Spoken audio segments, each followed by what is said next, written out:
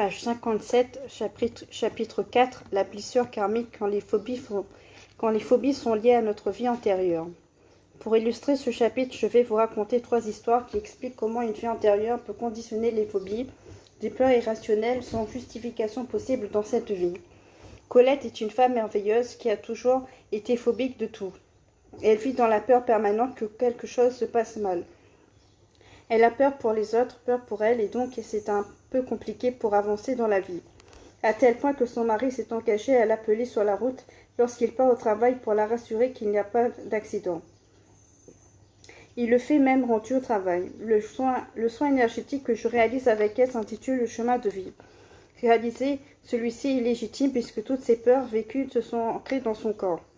Lors du soin, j'enlève tout d'abord toutes les mémoires énergétiques ancrées dans sa vie actuelle, puis son héritage transgénérationnel pour arriver enfin à la révélation d'une de ses vies antérieures. À ce moment-là, je suis en état modifié de conscience. Je suis spectatrice d'un film dont Colette est l'héroïne. Tout y est, les sons, les odeurs, les sensations, les émotions. Je la vois infirmière militaire pendant la guerre de 39-45. Infirmière extraordinaire, elle réchauffe le cœur des militaires blessés en touchant les mains de ces hommes avec empathie. Elle porte l'uniforme et la coiffe blanche de l'époque. Je sais qu'elle est infirmière militante car les patients qui arrivent sur un brancard sont aussi en uniforme. Colette ne compte pas ses heures, elle donne de sa personne. Malheureusement, l'horreur de la guerre a raison de son enthousiasme au service de ses militaires. La fatigue lui fait tout entrevoir en noir. Elle a de moins en moins de recul et elle se laisse gagner par la peur de ce qui l'entoure. Elle commence à se sentir en insécurité et elle se dit à quoi bon tout ça. Ces gestes de secours sont tellement dérisoires. Il y a trop de souffrance, trop de morts autour d'elle alors qu'elle est si mal outillée. Presque plus d'antiseptiques. Les bandages se font rares. Voici la dernière image que j'ai d'elle avant sa mort. Je vois un soldat avec une jambe arrachée par un obus qui hurle de douleur en arrivant sur une civière. Je suis Baudor, je suis au soldat et son époux de cette vie, ce qui explique pourquoi il est si immense, aidant et compréhensif vis-à-vis des peurs de son épouse. C'en est trop. L'infirmière se laisse envahir par la peur dans un tsunami émotionnel ingérable et à ce moment-là, une bombe tombe sur l'hôpital et tout le monde meurt. Quand je reviens un mois après ce flash, j'explique à Colette qu'elle était une infirmière. Je lui décris le contexte dans lequel elle vivait, lui annonçant qu'elle est morte dans la peur et par conséquent elle est née dans la peur. J'ai un plan pour soigner ses peurs irrationnelles et voici ce que je lui expose. Comme il n'y a plus de guerre, il n'y a plus de bombes. Tu vas prendre un petit panier garni de gâteaux, d'un thermos de café, tu vas visiter une maison de retraite ou un hôpital et tu iras faire du porte-à-porte en demandant « Avez-vous besoin que je vous tienne compagnie ?» Comme tu ne vas pas te prendre de bombes sur la figure, ta peur va s'évanouir d'elle-même. Colette est abasourdie. Cette révélation lui est plus que familière et pour cause. Elle affirme qu'elle doit me raconter une histoire incroyable qui nécessite le témoignage de son mari. Ce dernier attend patiemment son épouse dans la salle d'attente, s'étant gentiment proposé de l'accompagner puisqu'elle avait peur de faire le trajet jusqu'à moi. Elle lui demande de me répéter ce qu'elle lui a dit le matin même. À ce moment-là, le mari raconte que Colette, ce matin-là, se sentait l'âme d'une infirmière et que pour sa retraite, elle aimerait bien prendre un petit panier avec des gâteaux et une thermos et aller de porte à porte, soit dans une maison de retraite, soit dans un hôpital, mais elle a peur d'avoir peur. Tout est dit. Nous nous sommes quittés, sachant que Colette avait sa mission de hors temps de guerre à accomplir. C'était magique. Plusieurs mois de suite, Colette m'a envoyé un message rempli de gratitude disant que ses peurs s'étaient envolées. Le jour où j'ai décidé de consigner son histoire dans ma vidéo YouTube et dans ce livre, je lui ai posé la question « Finalement, raconte-moi comment se sont passées tes visites dans la maison de retraite. » Je n'y suis jamais allée. Dès l'instant où j'ai pris conscience de ma fin tragique dans ma précédente vie antérieure, mon envie de jouer les infirmières a disparu subitement, tout comme mes peurs. Le plus incroyable, c'est qu'un an plus tard, Colette me rappelle en panique. « Au secours, Sandrine, mes peurs sont revenues. »« Ah bon, mais que se passe-t-il » ? Je dois bientôt subir une intervention chirurgicale et j'ai peur. De surcroît, ma fille est en train de passer des examens et j'ai peur. Mais enfin, Colette, je lui réponds soulagée. C'est une peur légitime et normale. Tout le monde aurait peur dans de pareilles circonstances. La deuxième histoire est celle d'Isabelle, une jeune femme de 23 ans, belle, intelligente, famille aimante, une fiancée adorable, très aimant aussi, aucun trauma dans sa famille. Et pourtant, cette jeune fille vient me voir parce qu'elle a peur de se lancer dans la vie. Elle vient d'avoir une proposition d'évolution de poste qu'elle est sur le point de refuser parce qu'elle a peur de ne pas être à la hauteur. Elle se sent incapable de toute velléité à entreprendre étant systématiquement castrée par un coup de « à quoi bon ». Cette jeune femme me raconte qu'elle est tellement engluée qu'elle délègue chaque décision la concernant à sa mère ou à son petit copain, elle ne fait rien par elle-même. Puisqu'il n'y a aucun trauma dans sa vie actuelle, il ne nous reste plus qu'à explorer une vie antérieure. Tout comme pour Colette, nous faisons un petit rituel de chemin de vie. Je vois Isabelle, jeune femme de la fleur de l'âge, dans le Paris dans les années 1900. Je reconnais les appartements haussmanniens. J'entends des calèches et des bruits de chevaux. Elle déambule dans Paris à la tombée de la nuit entre chiens et loups. Au détour d'un building, tandis qu'elle amorce un virage, elle se fait poignarder dans le dos. Je ressens une vive douleur dans l'omoplate gauche au moment où je la vois se prendre ce coup de poignard, comme si c'était moi que l'on poignardait, comme une validation de l'univers que tout cela s'est produit. La pauvre victime s'affale au sol, se faisant détrousser par un voleur alors qu'elle se vide de son sang. Le temps qu'on la trouve et qu'on l'emmène à l'hôpital, elle décède dans des souffrances horribles, sans savoir ce qui lui était arrivé, en se disant à quoi bon, tout ce que j'ai fait jusqu'à maintenant ne m'a servi à rien puisque la mort m'attend au tournant.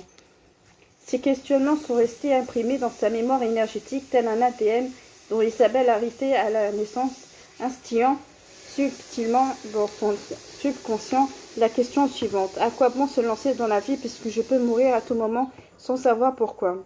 Tandis que je raconte à Isabelle la fin tragique de sa vie antérieure, associée à tous ces questionnements, j'entends qu'on me dit « prouve-le lui ». Instinctivement, je sais ce que mes guides attendent de moi. J'appuie sur son omoplate gauche, à l'endroit précis où j'ai moi-même ressenti le coup de poignard, tout en lui demandant si par hasard, à cet endroit précis, il n'y aurait pas un gros grain de beauté ou une cicatrice qui viendrait de l'ablation du même grain de beauté, tel un témoin de sa mort violente dans sa précédente vie. Stupéfaite, elle me demande de soulever son pull, révélant à l'endroit précis où je pointais du doigt sur son omoplate une cicatrice d'un peu plus de 2 cm de large due à l'ablation d'un gros grain de beauté, tel un témoin malheureux d'un coup de poignard d'un autre temps. L'état de choc induit par cette révélation et ses preuves est tel qu'Isabelle répète en boucle « Ce n'est pas possible, ce n'est pas possible, ce n'est pas possible ». La mémoire de la fin tragique de son ancienne vie lui était subitement revenue. Le fait de prendre conscience de la mort violente de sa vie antérieure a préparé son corps à la phase finale, consistant à faire un rituel pour se débarrasser des traumas de son passé, consistant à faire muer le trauma de sa vie antérieure. Le fait de formuler la phrase « ça ne m'appartient pas » clôture ce trauma. Ainsi, lorsqu'Isabelle se sentira à nouveau poindre la peur de se lancer dans l'avenir, cette peur-là ne lui appartient pas, elle appartient à cette femme qui est morte dans d'atroces souffrances alors qu'elle avait toute la vie devant elle, sans savoir qui l'avait poignardée ni pourquoi, la laissant dans une insécurité et un désarroi total. Isabelle, en revanche, a toute sa vie devant elle, une vie prometteuse avec peu de risques que la mort ne l'attende à nouveau au tournant. Les peurs ne lui appartiennent pas, elles ne lui appartiennent plus. Isabelle a accepté sa mutation sans demander l'avis de son compagnon ni celui de sa mère. Elle ose désormais donner son avis dans les réunions et elle prend des décisions sans même se souvenir qu'il fut un temps elle en était totalement incapable. La troisième histoire, c'est celle d'une jeune femme qui assiste à l'une de mes conférences. Ce jour-là, nous sommes dans une petite boutique parisienne qui vend des huiles essentielles. Une 50aine de personnes sont présentes dans une salle comble. À l'issue de la conférence, on me demande de faire une méditation. Je demande donc d'éteindre les lumières, j'invite les gens à fermer les yeux, à respirer calmement et à se connecter en conscience aux ressentis du corps. Dans l'assistance, une jeune femme détonne. Elle est en panique totale, haletant, le souffle court et bruyant, les yeux ouverts, indisposant sérieusement ses voisins qui tentent vraiment de trouver un peu de calme pour se concentrer sur leur méditation. À la fin de la séance, cette jeune femme se retrouve parmi les personnes qui m'entourent pour une dédicace et j'en profite pour lui demander quelle est la raison de son affolement. Elle me répond que depuis sa plus tendre enfance, elle est terrorisée dès qu'elle ferme les yeux. Sa mère et sa sœur, à ses côtés, me confirment ses dires au jour, ajoutant qu'elles n'ont aucune explication rationnelle plausible à donner quant à cette phobie du noir. Cette phobie extrêmement handicapante l'empêche d'avoir des nuits sereines. Par ailleurs, aucun thérapeute n'a réussi à la soigner, puisque fermer les yeux dans un cabinet sous observation l'angoisse plus que tout. Convaincu que la solution se trouve dans sa vie antérieure, je lui donne un rendez-vous. Quelques semaines plus tard, nous nous retrouvons à mon cabinet où je mets en place le rituel du chemin de vie qui expliquerait ses peurs. Immédiatement, je suis en état modifié de conscience et je vois une femme en train de monter des escaliers qui l'amènent à un échafaud où on s'apprête à la pendre devant une foule spectatrice. Je ne sais pas pour quelle raison elle la pend, je ne suis pas non plus certaine de l'époque, bien qu'en juger par les habits de l'assistante, cela ait pu être le Moyen-Âge ou alors dans des temps plus avancés au Moyen-Orient. D'autres compagnes d'infortune vont aussi subir le même sort. Chaque condamné est placé sous la corde qui lui est attribuée sous le regard médusé de la foule. Juste avant la pendaison, on lui met un capuchon noir sur la tête, puis on ajuste la corde autour de son cou. Et en moins de temps qu'il n'en faut pour le dire, c'est l'issue fatale. Interloquée, je comprends que la dernière chose qu'elle ait vue avant de mourir est le noir. Je m'empresse de lui raconter avec force et détail sa fin tragique dans sa vie antérieure, et tout comme pour Isabelle, on me dit prouve-le-lui. Ce jour-là, la jeune femme porte un col roulé. Avec anticipation, j'écarte le col afin de voir ce que l'univers nous réserve. À ma grande surprise, je constate sur 5 cm environ, au milieu de son cou, des traces rouges qui auraient pu ressembler à la brûlure d'une corde. Regarde, ton corps t'apporte la preuve que tu es morte dans de telles conditions dans ta vie précédente, puisque ta tache de naissance en est la cicatrice hors espace-temps. En fait, ce n'est pas une tache de naissance, me répond-elle un peu gênée. Hier, pour la première fois de ma vie, mon petit ami m'a fait des succions dans le cou. L'univers a validé mon histoire de pendaison en créant une trace éphémère. Ces exemples de blessures karmiques ont mis en lumière un élément que l'on retrouve souvent. Chacun de nous porte des stigmates d'une vie antérieure. Par exemple, une cicatrice ou un gros grain de beauté et la trace d'un coup de poignard, une tache de vin et la trace d'une brûlure, un angiome et la trace d'une épée, des taches de naissance peuvent être une corde, des entraves. La séance se termine avec le rituel de la mue, lui permettant de se libérer de ses traumas. Elle se clôture par les phrases « Je demande à me libérer de mon karma », puis « Je demande à me libérer de mes vieux schémas ». Cette prise de conscience de sa fin tragique, alliée à notre rituel, a définitivement libéré de sa phobie de fermer les yeux et du noir. Comme pour chacun de ces exemples, il nous suffit de prendre conscience de notre fin tragique dans une vie antérieure pour enfin nous libérer de la phobie qui nous hante au quotidien. Écoutez votre instinct, il a de bonnes intuitions sur votre fin tragique. Une phobie actuelle peut être expliquée par le fait que vous êtes mort, noyé, brûlé, pendu, étouffé, enfermé, torturé, affamé, battu. Si votre phobie persiste malgré la prise de conscience de son lien avec votre mort tragique, vous pouvez mettre en place la technique EFT qui est très efficace pour se libérer de ses peurs, traumas et phobies. Elle permet aussi de renforcer la confiance en soi et de se libérer de son apathie. Voir chapitre 1. Il n'est pas rare que des personnes qui prennent du poids facilement ou qui vivent l'obésité morbide ou la boulimie soient mortes de faim lors d'une guerre ou d'une période de disette dans une vie antérieure. Gardant la mémoire énergétique de ce manque, le corps stocke instinctivement la nourriture sous forme de graisse rassurante pour lui, qui sont en réalité des coussinets disgracieux pour la femme qui me consulte. Nous avons tous vécu plusieurs dizaines de vies, voire plusieurs centaines. Dans ce contexte, une fin tragique est forcément inévitable, d'autant plus que nous avons traversé des époques plus glorieuses en termes de respect des droits humains, comme les guerres ou les Moyen-Âge. Chapitre 5, page 67, la rencontre karmique, amoureuse ou amicale des âmes sœurs. Une rencontre karmique, c'est ce qui se produit lorsque vous rencontrez une personne pour la première fois et ayant l'impression viscérale que vous le connaissez déjà. À ce moment-là, il y a un sentiment de bien-être incroyable, une familiarité. On se connecte tout de suite. C'est un coup de foudre amical ou amoureux. En effet, les rencontres karmiques peuvent être les deux et je vais vous l'expliquer. Ce sentiment de familiarité provient du fait qu'on a connu cette personne dans une ou plusieurs vies antérieures. On s'est connu dans l'invisible en tant qu'âme sœur avant la réincarnation. Le principe est le suivant. Cette rencontre va vous servir de soutien tout au long du marathon de la vie. Avant la réincarnation, vous vous êtes mis d'accord pour vous retrouver parce que votre vie risquait d'être difficile. Dès lors, l'univers va tout mettre en œuvre pour que vous retrouviez cette personne qui sera un pilier garantissant votre stabilité, une bouffée d'oxygène dans un monde anxiogène. Cette personne dont vous ne soupçonniez même pas l'existence va bouleverser le cours de votre vie grâce à des concours de circonstances incroyables, de rencontres par hasard. Pour que vous la rencontriez, l'univers fabrique même des imprévus qui dévient vos plans. Le but principal d'une rencontre karmique est de faire évoluer les deux parties. En général, ces dernières sont amenées à se transformer au contact l'une de l'autre. Grâce à cette rencontre, ils ont la possibilité de passer un palier d'évolution. En revanche, deux cas de figure vont se présenter lors de cette évolution. Une rencontre karmique, c'est une rencontre qui peut être positive de bout en bout, un vrai soutien, une vraie amitié, un vrai amour, ou bien cela peut être aussi une rencontre organisée parce qu'il y a des choses à régler, voir le chapitre 8, qu'on n'a pas réglé dans la vie précédente, auquel cas l'issue de cette rencontre pourra être houleuse et tumultueuse.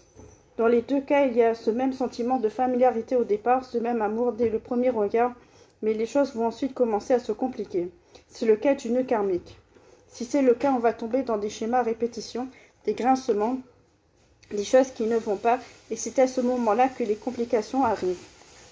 Que ce soit une rencontre karmique, amoureuse ou amicale, il faut que vous compreniez qu'elle était prédéterminée pour faire évoluer chaque personne et faire en sorte que vous vous sentiez accompagné pendant un moment. Dans le cas du nœud karmique, la relation devient toxique dès lors que vous vous accrochez à la personne ou au nom du coup de foudre qui vous a réunis.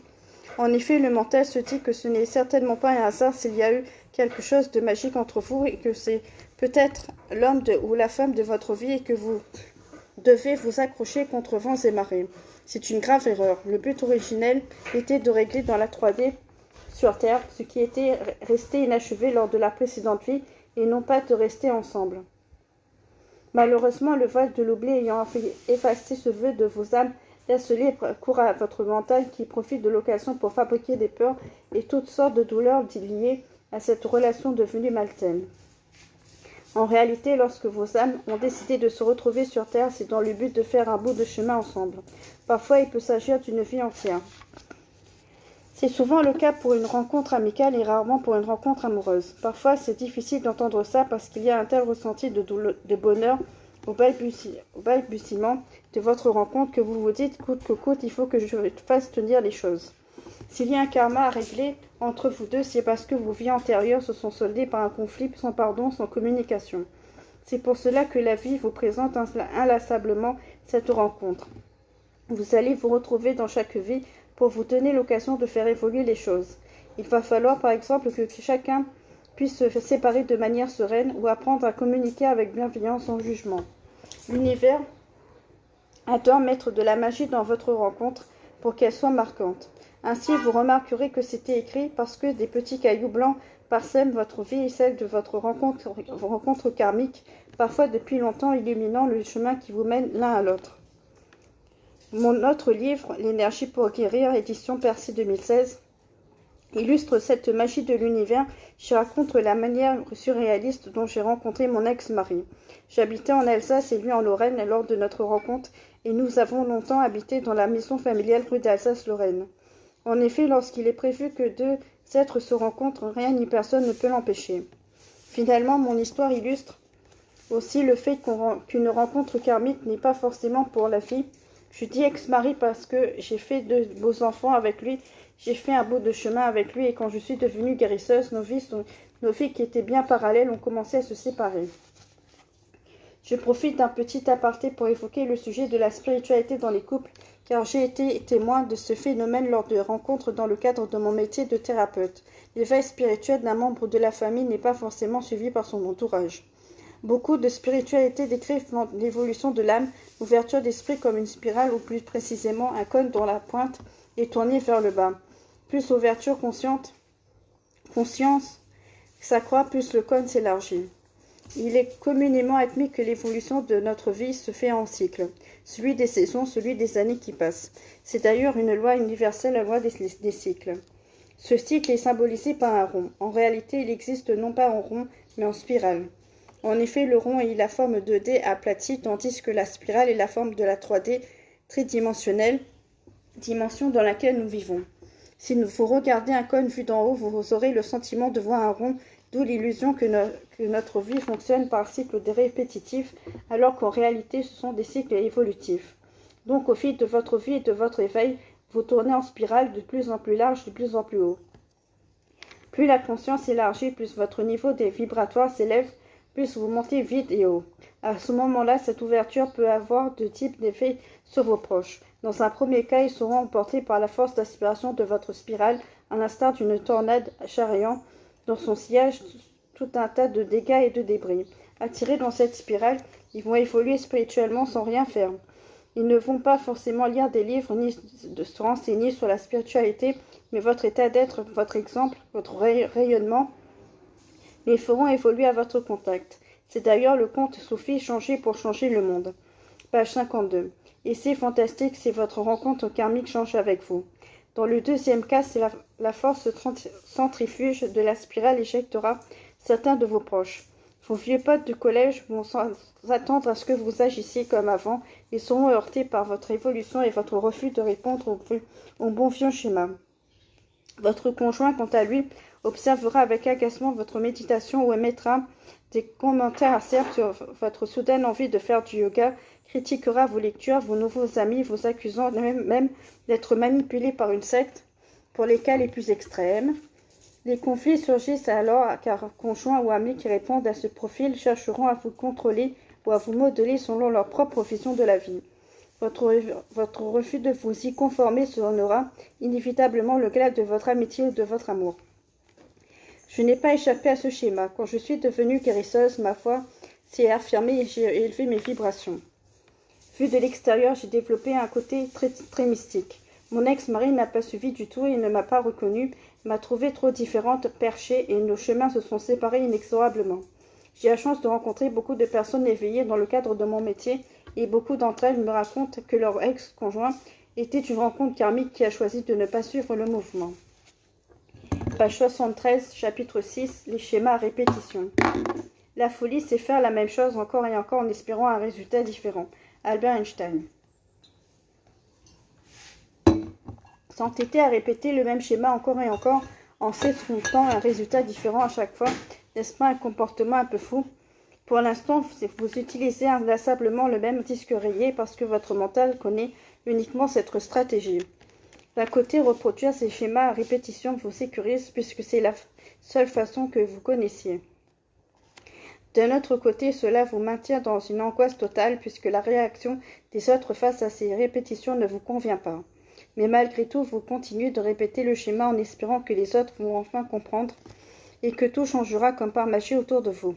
Et si vous preniez le temps d'analyser ce qui cloche plutôt que d'attendre que les autres changent à votre place? N'est-il pas plus logique de se changer soi-même au lieu de s'acharner à changer les autres? Sylviane a la velléité de se défaire d'une relation dont elle sait parfaitement que sa dépendance affective, voir ma vidéo YouTube La dépendance affective, la cuisine magique de Dominique Ruiz, est le frein principal. Elle n'arrive pas à se défaire de la relation toxique la liant à un homme marié qui lui consacre les miettes de son temps et le peu d'énergie dont il dispose. Elle sait qu'elle doit se séparer de lui et reprendre sa liberté, mais elle n'arrive pas à passer à l'action. Pendant la consultation, je pose une main sur mon chakra du cœur et une autre sur le sien, avec l'intention de me connecter à une de ses vies antérieures qui pourrait expliquer pourquoi elle ne parvient pas à trouver la porte vers la liberté. Cette technique est efficace pour connaître une vie antérieure car le lien de vie en vie, tout comme celui avec les défunts, se fait par ce chakra. Pendant que le thérapeute pose une main sur le chakra du cœur de la personne et une main sur le sien, il envoie la formule suivante qui est faite intérieurement. Je demande à être envoyé dans une vie antérieure de X afin de comprendre pourquoi elle ne peut pas avancer dans cette vie-ci. En ce qui concerne Sylviane, la vibration qui rayonne de son chakra du cœur possède de la même énergie que celle de son corps éthérique. En pire. Autrement dit, les écueils amoureux qu'elle a vécus lors d'une précédente vie ont induit encore plus de souffrance et de solitude que dans cette vie-ci. J'explique donc à Sylviane que dans sa vie antérieure, elle a consacré une vie entière à un homme qui lui prenait son amour, mais ne lui donnait absolument rien en échange, à l'exception de rares moments. Elle était malheureuse en amour car il n'y avait aucun équilibre entre donner et recevoir. Elle est morte en tant que femme non accomplie. Elle n'a pas vraiment su ce qu'était l'amour. L'amour partagé, l'amour où on donne et on reçoit, sans avoir peur de se faire utiliser ou manipuler. C'est le drame de ma vie. Tu es en train de me décrire ce que je vis depuis toujours dans cette vie, me répond-elle avec dépit. J'ai toujours été l'autre, la femme cachée, celle qui doit rester dans le secret garanti d'un homme marié. Sylviane manque d'estime de soi. Elle ne se sent pas digne d'être aimée pleinement pour qui elle est. Et comme la vie fonctionne comme un puzzle, elle n'attire à elle que des hommes qui vont renvoyer cette mésestime d'elle-même, ne la jugeant pas digne d'un amour entier et partagé à 100%. C'est bien connu, les victimes attirent les bourreaux et vice-versa. Cette séance permet de mettre en lumière les schémas que Sylviane répète depuis toujours. Le principe des schémas à répétition est le suivant. Votre âme, avant de s'incarner, a décidé d'apprendre une leçon qui vous est pour l'instant étrangère. Dans le cas de Sylviane, elle doit trouver l'équilibre entre donner et recevoir en amour. Elle doit déjà apprendre à s'aimer et à s'estimer, puis elle doit envoyer l'intention claire de n'attirer à elle que des hommes qui l'aiment autant qu'elle s'aime. Il en est de même pour vous. Cette notion vous est sans cesse présentée par la vie sous forme de schéma à répétition. Tant qu'il se répète, cela signifie que vous n'avez pas compris la leçon. La vie n'a de cesse de vous présenter encore et toujours le même type de personne, mais vous y répondez par la même attitude. Ce perpétuel schéma à répétition signifie que vous n'avez pas encore adopté la bonne attitude. Vous vous cantonnez à une seule réponse face à ces schémas. C'est la seule posture que vous connaissiez et c'est pour cela que vous la répétez encore et encore. Oui, mais tant que vous répétez cette réponse erronée, la vie continuera inlassablement à vous mettre face à des situations similaires puisque vous n'avez pas encore compris qu'il faut agir différemment. Pour changer, ne faites pas appel à votre mémoire puisque votre banque de données est inutile. Qui plus est, elle est issue du mental qui fabrique des peurs. Soyez créatifs et lancez-vous dans un nouvel état d'esprit. Lancez-vous dans le vide sans filet. Vos guides seront là pour vous rattraper. Voir ma vidéo YouTube, lancez-vous comment sortir des vieux schémas. Dans le cas de Sylviane, le schéma à répétition que la vie lui propose, c'est de rencontrer uniquement des hommes mariés qui la courtisent, incapables de lui donner de l'amour. À ce stimulus de la vie, Sylviane répond par de l'insécurité. Elle se sent dévalorisée, indigne d'être aimée, et s'accroche davantage à cet homme comme à l'unique roue de secours d'un carrosse qui ne roule pas bien droit. Tant qu'elle ne comprend pas qu'elle doit sortir de ce schéma, qu'elle doit sortir de cette ornière, la vie lui présentera toujours ce type d'homme marié. Pour briser ce cycle infernal du schéma à répétition, Sylviane doit comprendre qu'elle doit reprendre son indépendance et décider d'être aimable. Elle mérite d'être aimée et a besoin d'être respectée dans son entièreté. Sylviane mérite un partage complet, pas à mi-temps ni sous condition. Il faut qu'elle le fasse pour elle et pour la personne qu'elle fut dans sa vie antérieure, qui, elle, n'a pas réglé le problème et n'est pas parvenue à sortir de l'ornière.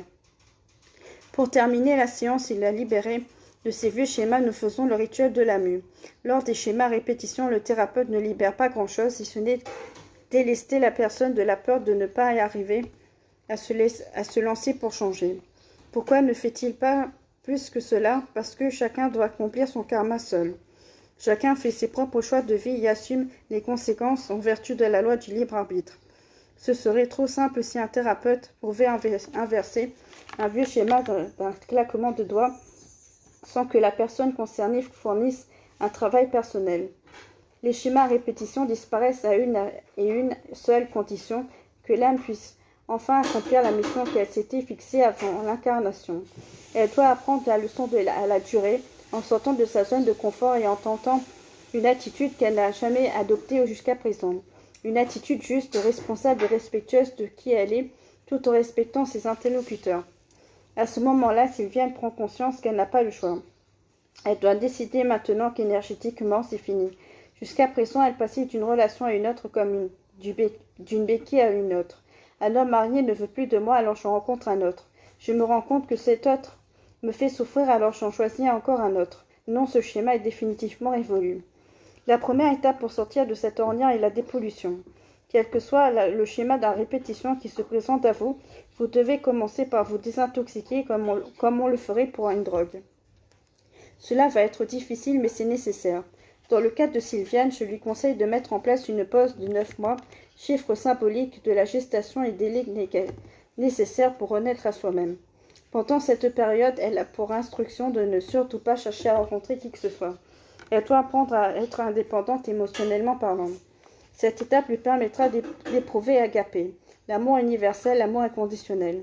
Pour cela, elle doit tout d'abord tourner cet amour vers elle-même afin de restaurer son estime de soi, puis rayonner cet amour vers les autres. Cela doit être fait sans attendre d'amour en retour. C'est ce qu'elle faisait auparavant. Agapé rayonne pour donner. C'est un don de soi qui n'attend rien en retour, qui prend sa source dans la confiance en soi et qui irradie à l'extérieur la nature et tous ses habitants. C'est à ce prix-là que Sylviane aura la cuisine magique dont parle Don Miguel Ruiz. Don Miguel Ruiz, La maîtrise de l'amour, Jouvence 2017. Et à ce moment-là que la vie lui présentera tout naturellement le grand amour. Il en est de même pour tous les schémas à répétition. Lorsqu'on est enfin dépollué, on rayonne une nouvelle énergie en vertu de la loi d'attraction. L'univers nous envoie ce qu'on est prêt à recevoir. Dans les schémas à répétition, il y a bien évidemment la dépendance affective. Mais il y en a un autre, celui du manque d'argent. Typiquement, dans cette situation, vous êtes sous le sou. Vous avez beau changer de travail ou essayer de gérer votre argent au mieux, rien ne change. Quand on expérimente ce schéma, c'est à vous de trouver le moyen de vous vendre. Vous n'attirez pas l'argent parce que vous croyez que vous n'avez pas de valeur. C'est que ce schéma est incrusté dans votre subconscient par un parent depuis la plus tendre enfance. Tu es nul, tu n'arriveras jamais à rien. Enfin, si vous êtes peut-être dans ce schéma répétition, c'est parce que durant votre enfance, on vous a toujours éduqué avec la pensée que l'argent est sale et que seuls les gens pourris par la corruption ont droit à l'argent. Pour briser ce schéma, préparez-vous à vous répéter toutes vos qualités et à écrire noir sur blanc vos valeurs. Puis sollicitez un entretien d'évaluation avec votre patron. À l'issue de cet entretien, c'est ce que vous aurez dégagé positivement de votre personne qui fera que vous obtiendrez ce que vous méritez.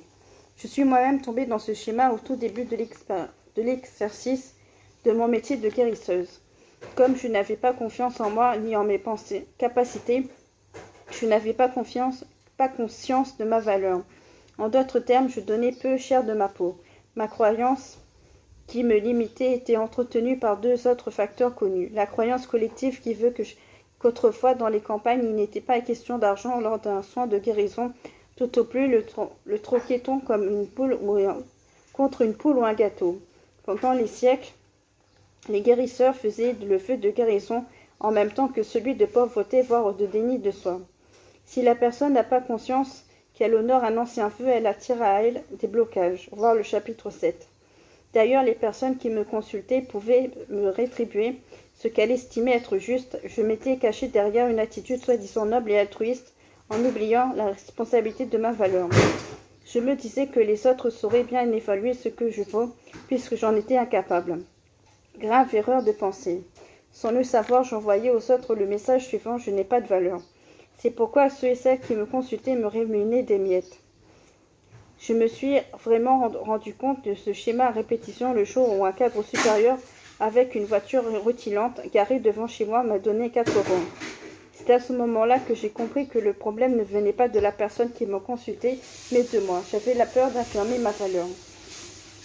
Petit aparté nécessaire pour les thérapeutes, il est fort dommageable d'agir de la sorte lorsqu'on est thérapeute car votre valeur est diminuée aux yeux du consultant.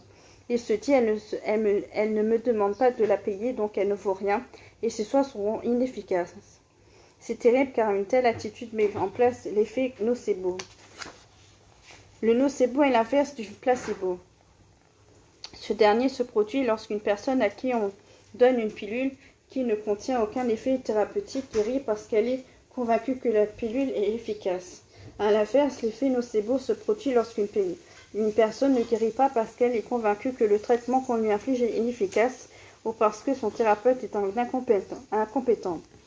Pour en revenir à la manière dont je me suis défaite du schéma dont je viens de vous parler, voici la conclusion de cette histoire. Une fois que j'ai compris ce schéma à répétition, j'ai été déterminée à changer du tout au tout. J'ai alors concocté l'écriture suivante, toujours accrochée dans ma salle de soins. Le tarif d'un soin énergétique en varie entre X et Y selon la nature et la durée du soin. Les personnes sans emploi, retraitées Les étudiants donnent ce qu'ils estiment être juste en fonction de leurs moyens. À celui qui demande la signification de cette fourchette de prix variant du simple au double, je réponds que ceux qui ont de l'argent en leur âme et conscience ont la possibilité de payer pour ceux qui n'en ont pas. En revanche, si le consultant n'a pas de moyens, qu'il soit rassuré, j'accepte un gâteau confectionné par ses soins avec beaucoup de gratitude. Depuis, je suis surpris de constater que je suis rémunéré à ma juste valeur. Et quand ce n'est pas le cas, je sais que c'est le problème de la personne qui me consulte. C'est son karma et elle devra gérer les conséquences de son avarice. L'argent est une énergie et comme toute énergie doit circuler pour donner et recevoir. Un jour, une personne généreuse me donne beaucoup plus que le tarif indiqué. Je me doutais que le soir suivant allait être bénévole. C'est ce qui s'est produit. Les hasards de la vie et les synchronicités ont conduit jusqu'à moi une jeune femme SDF, parents isolés, d'un adolescent ballotté d'hôtel en hôtel. Son message était poignant. Une bouteille jetée à la mer avec la rage du désespoir, me racontant comment ces guides l'avaient amenée à me rencontrer. À peine arrivée dans ma salle de soins, dès que je l'ai touchée, ses yeux se sont révulsés et elle s'est mise à haleter bruyamment. Je l'ai exorcisée de ses démons et l'ai laissée repartir comme elle est venue. Une autre raison, cependant, qui explique la persistance de ce schéma vis-à-vis de l'argent malgré vos efforts, c'est que vous ayez été un moine ou une sœur dans une vie antérieure et que vous ayez fait vœu de pauvreté et de déni de soi. Ibid. Les femmes battues sont un autre exemple de schéma à répétition. Dans l'exercice de mon métier, j'en ai vu beaucoup. Si une femme battue parvient à quitter son homme, il est primordial qu'elle soit vigilante à la loi d'attraction qu'elle crée. Si elle se dit dans sa visualisation « Je ne veux pas d'homme qui me batte », étant donné que l'univers ne connaît pas la négation, en réalité, elle visualise un homme qui la bat. Par conséquent, l'univers va lui envoyer un homme qui la bat. On ne sort pas de ces schémas de cette manière-là. Une femme qui quitte son homme qui la bat et qui veut ensuite rencontrer un homme qui la respecte doit envoyer dans sa visualisation et dans l'énergie qu'elle émet « Je mérite d'être respectée ». C'est comme ça qu'on en sort. Quel que soit votre schéma à répétition, vous devez vraiment essayer de changer. Ça ne sert à rien de répéter toujours la même chose. Votre manière d'agir jusqu'à présent n'est pas efficace puisque l'univers continue de vous envoyer encore et encore les mêmes expériences. C'est karmique. Lorsque vous étiez une âme, vous vous êtes fixé une leçon à apprendre. Votre mission ne sera accomplie que lorsque vous sortirez de l'ornière. C'est seulement à ce moment que vous saurez réaliser votre karma. En revanche, n'oubliez jamais qu'un schéma à répétition est parfois issu d'une croyance culturelle ou d'une éducation trop sévère. Ce schéma erroné est en vous, il est imprimé dans votre esprit depuis votre temps d'enfance, voire depuis plusieurs vies antérieures, si vous n'avez pas trouvé la solution dans vos précédentes vies. C'est pourquoi la phase de dépollution centrée sur soi est incontournable. Analysez-vous et analysez clairement la situation et dites-vous que ce n'est pas parce que vous changez de situation que tout va changer. Personne ne peut changer ce schéma à votre place. Changer de petit ami ou de travail lorsque vous êtes dans un schéma à répétition ne sert à rien, puisque vous croyez que les problèmes proviennent des autres. Tout changera le jour où vous comprenez que c'est vous qui changerez en trouvant une façon différente d'aborder les choses. C'est vous qui devez rayonner quelque chose de différent, ça vient de vous et non de l'extérieur. Au moment où vous aurez compris ce principe, vous aurez résolu et accompli votre karma. Du moins, une des missions pour laquelle vous êtes incarné dans ce corps. Vous n'aurez plus à revivre ces schémas ni dans cette vie-ci ni dans la vie prochaine. Page 83, chapitre 7. Quand le vœu d'une vie antérieure vous pollue la vie, vœu de chasteté, de pauvreté, de déni de soi, de silence, d'obéissance, d'amour éternel, de guérison. Il est possible que des choses bloquent dans votre vie parce que vous avez fait de vœux dans votre vie antérieure. Si par exemple, quoi que vous mettiez en place, vous n'arrivez pas à avoir le même salaire que vos collègues pour un travail et une expérience similaire, si les boulots convoités ou vous échappent tous, si votre argent vous file entre les mains, quelle que soit la manière dont vous y prenez pour le gérer, alors il y a deux possibilités. Soit vous êtes un gestionnaire exécrable, soit vous pensez être poursuivi par la malchance. Il est donc possible que vous ayez fait vœu de pauvreté dans une vie antérieure. De la même manière, il y a le vœu de chasteté. C'est ce qui se passe quand C'est ce qu'il se passe si vous n'arrivez pas à avoir une relation amoureuse longue et stable, à vous impliquer ou à vous investir dans une relation s'il y a une froideur de votre part et aucune émotion liée à l'amour physique. Il existe aussi le vœu de déni de soi qui se transforme dans votre vie présente par un manque d'estime de soi, une mauvaise estime de vos valeurs profondes qui ont pour conséquence des difficultés relationnelles et un mépris de la part des autres. Le vœu de pauvreté, de chasteté et ou de déni de soi sont des vœux que vous avez formulés dans une ou plusieurs vies antérieures. Dans des temps pas si reculés que ça, il était très courant que les premiers des lignées familiales soient promus d'office au rang honorifique de prêtre ou sœur. C'est ce qui explique que beaucoup d'entre nous sont passés par des vies monastiques dans lesquelles le vœu de chasteté, de déni de soi et ou de vœu de pauvreté a été formulé. Un vœu aussi puissant que la plus puissante des prières. C'est comme un pacte. Il doit être honoré hors espace-temps et ne peut être rompu qu'à la seule et unique condition que son auteur se dédie de ce vœu en son âme et conscience. Bien sûr, vous n'avez aucun souvenir de cette vie antérieure austère et pourtant, inconsciemment, vous continuez de l'honorer dans cette vie-ci. Pour vous expliquer pourquoi et comment se débarrasser de ces vœux, voici comment je me suis débarrassée du vœu de guérison qui me pollue la vie, car il existe un autre vœu pour les guérisseurs. Quand j'étais petite, sans savoir pourquoi, je disais toujours « je vais mourir à 56 ans des maladies des jambes ». Puis, de manière surréaliste, je reçois le don de guérison à l'âge de 43 ans. Pendant mes 2 premières années de pratique, j'étais malade, fatiguée, au bout du rouleau, physiquement et émotionnellement, tous les week-ends. En réalité, j'avais absorbé inconsciemment toutes les maladies, que ce soit leur douleur ou leur blessure émotionnelle. Travaillant le samedi et le dimanche entier était mon jour de récupération. Mais même en restant dans mon lit, dans mon canapé, cherchant désespérément à faire du yoga et des exercices d'ancrage afin de récupérer un peu d'énergie vitale, j'étais toujours, le lundi suivant, dans un état lamentable. Un jour, je me suis souvenue de la phrase que je me répétais petite et j'ai soudain compris que oui, j'allais vraiment mourir à 56 ans si je continue de la sorte. J'ai donc consulté une consoeur pour régler cela. « Mais Sandrine, tu ne savais pas que tu étais guérisseuse dans d'autres vies ?» me demande-t-elle. « Si, bien sûr que je m'en souviens. Depuis toute petite, je suis claustrophobe, mais au-delà de cela, j'avais cette vision d'un truc qui me tombait dessus. Je savais que j'étais morte dans un endroit exigu avec quelque chose confirmé au-dessus de moi, mais je ne savais pas quoi. Et le hasard a voulu que mon fils en 5e fasse un exposé dont le sujet écrit sur un petit papier avait été pioché dans un chapeau parmi une foule de sujets potentiels sur les instruments de torture des sorcières. Il m'a sorti une panoplie d'instruments de torture toutes plus horribles que les uns que les autres, et j'ai tout de suite reconnu ce qui m'a tué. C'était un cercueil dans lequel on installait la sorcière sur laquelle on refermait le couvercle, constellé de pieux de la transperçant de toutes parts. Je sais que je l'ai vécu puisque mon corps en porte les stigmates sous forme de nombreux grains de beauté partout.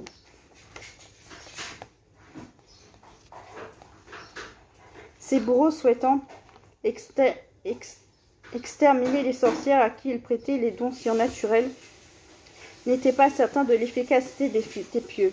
Aussi ont-ils équipé les premiers prototypes de cercueils mortels avec un trou sur le côté gauche du cercueil.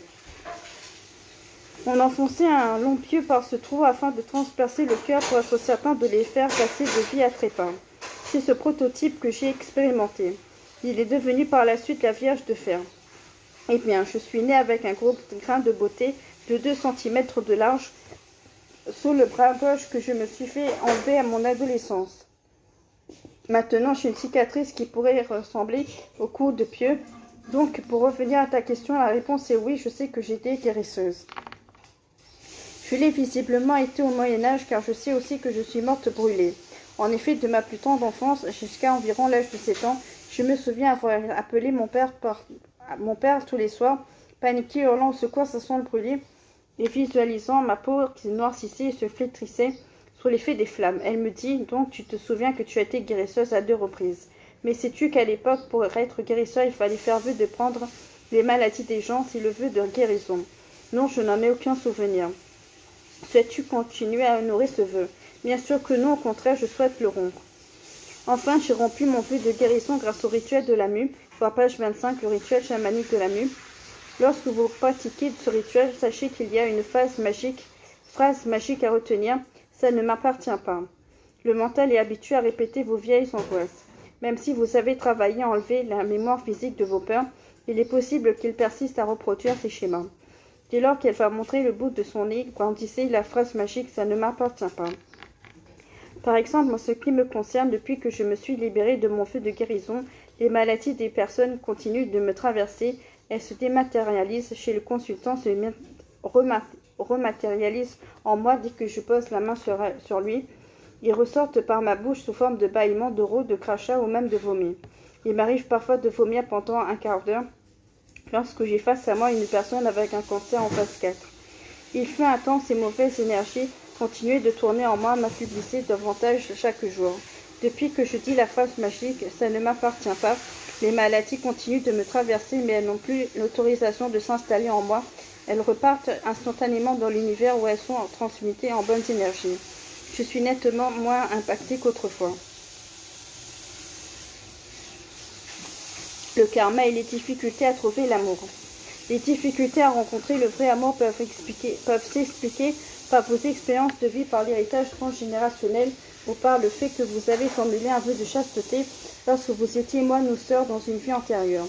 Dans ce cas, il est important que vous consultiez un thérapeute, page 21, pour enlever ce vœu, voir le chapitre 1, le rituel de la mue, ou que vous pratiquiez la technique EFT, voir page 26, la technique EFT. Lorsque vous serez libéré de ce vœu et que vous rencontrez un nouvel amour, si la peur de l'abandon survient, eh bien dites-vous que ça ne m'appartient pas. Ce schéma, cette peur appartient à l'acteur de l'autre vie, pas à vous. C'est l'autre qui a fait vœu de chasteté, pas vous. Les difficultés à trouver l'amour peuvent certes être justifiées par le fait qu'une personne a fait ce vœu dans une vie antérieure, mais pas seulement. Il en existe un autre qui empêche de trouver l'amour, le vœu d'amour éternel. Deux amoureux peuvent éprouver le besoin romantique de faire un pacte et de se promettre de s'aimer pour toujours. C'est un vœu d'amour éternel. Ce vœu est illustré notamment dans le film Dracula de Coppola, où ce dernier décide de retrouver Elisabetta, son aimée, par au-delà la damnation, et après 400 longues années, il la retrouve sous le trait de Mina. Si l'amour s'étiole et qu'aucun des protagonistes ne pense à formuler clairement qu'il se dédie du vœu ou qu'il le rompe, alors ce vœu perdure hors l'espace-temps et les deux âmes auront les pires difficultés à trouver l'amour dans leur vie future. Fort heureusement, lorsque les amoureux se marient, les vœux de mariage tempèrent le pour toujours grâce à la phrase « jusqu'à ce que la mort vous sépare ». Cette précision de temps est limitée à une seule vie est salvatrice car elle libère l'âme de son vœu. De même, le divorce ou toute procédure officialisant une séparation fait aussi office de rupture de vœu. Si vous expérimentez la situation où vous avez fait vœu de vous aimer pour toujours, que ce vœu a été concrétisé par un pacte ou un rituel hors mariage, et que vous n'avez pas pensé à officialiser votre séparation à la mort de votre amour, il est important que vous vous sépariez de la bague que votre ex-conjoint vous a offerte ou de tout objet symbolique en formulant avec tout votre cœur la phrase ici, maintenant et pour toujours joueront les liens qui nous unissent. Le rituel des bonhommes allumettes de Jacques Martel est aussi un excellent outil pour rompre les liens. Voir mon livre L'énergie de l'invisible, Dauphin 2018. Si vous pensez que votre quête d'amour infructueuse est due au vœu de chasteté ou au vœu d'amour éternel, vous pouvez vous en libérer chez un énergéticien qui fera le rituel de la mue ou tout autre rituel qui s'en rapproche, ou bien vous pouvez appliquer la technique de l'EFT décrite au chapitre 1. Le manque d'argent et le karma. Une vie antérieure dédiée en tant que sœur ou moine n'implique pas uniquement le vœu de chasteté. Il peut aussi être décliné en vœu de pauvreté, expliquant le fait que l'argent vous file entre les doigts, que vous ne parvenez pas à attirer l'abondance ou bien que les promotions sont pour vos collègues et jamais pour vous. Le manque d'argent peut prendre sa source dans une vie antérieure traumatisante qui ne serait pas associée au vœu de pauvreté, bien au contraire. Pour l'illustrer, je vais vous conter l'histoire de Michel. Michel est un homme d'une 50aine d'années qui aime jouer. Il joue chaque jour à un ou plusieurs jeux de grattage, mais ce qu'il aime par-dessus tout, ce sont les courses de chevaux. À tel point que la totalité de notre conversation a pour unique sujet le jeu et les sommes fantastiques qu'il a gagnées jusqu'à présent. comme s'il cherchait à se justifier ou se convaincre du bien fondé de tout cet argent qu'il dépense quotidiennement. Je comprends rapidement qu'il est addict au jeu. Il me consulte parce qu'il n'a pas d'argent et pour cause, puisqu'il en dépense énormément en tickets divers et variés, étant persuadé qu'il a la poisse car il pense avoir formulé le vœu de pauvreté dans une vie antérieure. Pourtant, me dit-il, je sais que je vais être riche un jour et c'est une évidence. Lorsque je demande à être envoyé dans une vie antérieure de Michel qui explique ses problèmes d'argent, je constate avec stupéfaction qu'il n'a pas été moine, bien au contraire. Michel a eu une vie antérieure de riche commerçant très estimé, puissant, vivant dans l'opulence. Un jour, certains du résultat escompté, il parie toute sa fortune dans une course hippique sur un cheval dont la victoire devait doubler sa fortune. Le cheval a perdu, ruinant sur le champ le commerçant malchanceux. Je comprends soudain pourquoi Michel est persuadé qu'il va être riche dans cette vie-ci. C'est parce qu'il a des réminiscences de cette vie antérieure, puisqu'il a tout perdu et pense à tort qu'il peut à nouveau tout gagner dans cette vie-ci. Je n'ai pratiqué aucun rituel lors de cette consultation. En revanche, je lui ai fait prendre conscience du schéma qu'il reproduisait et que ce dernier le mènerait à sa perte s'il ne changeait pas sa façon de faire. Pour avancer et retrouver la fortune, Michel n'a qu'une seule option, celle de gagner sa vie par le travail et définitivement arrêter d'espérer que la fortune surviendrait grâce au jeu. Le bégaiement et le karma. À ce jour, les causes du bégaiement ne sont pas encore clairement établies. Toutefois, plusieurs hypothèses ont été données. Il semblerait que le bégaiement puisse avoir une origine neurologique, psychologique, émotionnelle ou encore comportementale. Je me permets d'y ajouter une hypothèse. Le bégaiement peut avoir une cause karmique. En effet, j'avais découvert lors d'un soin qu'une personne bègue me consultant a fait abuser de sa parole dans une vie antérieure, manipulant les masses en étant un gourou dans une secte ou un chef de gang, se rendant compte que cet usage de la parole pouvait lui faire du tort et alourdir son karma. L'âme personnalité aurait alors choisi volontairement de restreindre sa parole afin d'être sûr de ne pas reproduire la même erreur une seconde fois. Un autre patient bègue avait été moine dans une vie antérieure et avait formulé le vœu de silence en même temps que le vœu de chasteté et de pauvreté. J'avais donc dû le libérer de ce vœu grâce à la technique de la mue. Comment se libérer des vœux avec la technique de l'EFT, voir le chapitre 1. Voici des suggestions de phrases à répétition pour vous libérer des vœux tout en tapotant sur tous les points EFT, voir schéma, page 27. N'hésitez pas à les réinterpréter et à les réajuster en fonction de ce qui vous parle. Pour être efficace, cette phrase doit être dite avec le cœur et non avec le mental. Phrase à répéter pour libérer le vœu de guérison. Moi, nommez-vous, je me libère du vœu de guérison. Même si j'ai fait le vœu de guérison, je demande à mon moi supérieur et à mes guides de m'en libérer. Je choisis d'être un canal qui distribue amour et guérison. Je choisis de ne plus prendre les maladies des gens et je laisse la maladie et les douleurs repartir vers le ciel et la terre qui les transmuteront. Merci, c'est accompli, c'est accompli, c'est accompli. Phrase à répéter pour le vœu de déni de soi ou de silence ou d'obéissance. Moi, nommez-vous, je me libère du vœu de déni de soi. Même si j'ai fait le vœu de déni de moi, je demande à mon moi supérieur et à mes guides de m'en libérer. Je choisis maintenant de récupérer ma souveraineté et la maîtrise de mon espace vital. Je rayonne qui je suis et ma grandeur, ma paix intérieure, ma joie et mon amour pour le bien de tous. Merci, c'est accompli, c'est accompli, c'est accompli. Phrase à répéter pour le vœu de chasteté ou d'amour éternel. Moi, nommez-vous, je me libère du vœu de chasteté. Même si j'ai fait le vœu de chasteté, je demande à mon moi supérieur et à mes guides de m'en libérer. Je choisis maintenant d'honorer mon corps et d'accueillir l'amour. Je mérite de vivre l'amour charnel et l'équilibre entre donner et recevoir. Merci, c'est accompli, c'est accompli, c'est accompli. Phrase à répéter pour le vœu de pauvreté. Moi, nommez-vous, je me libère du vœu de pauvreté. Même si j'ai fait ce vœu de pauvreté, je demande à mon moi supérieur et à mes guides de m'en libérer.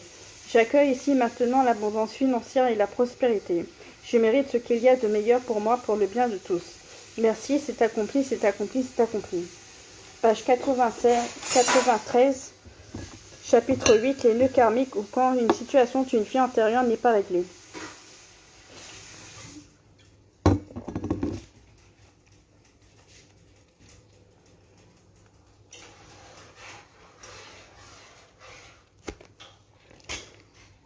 Fin du chapitre 7.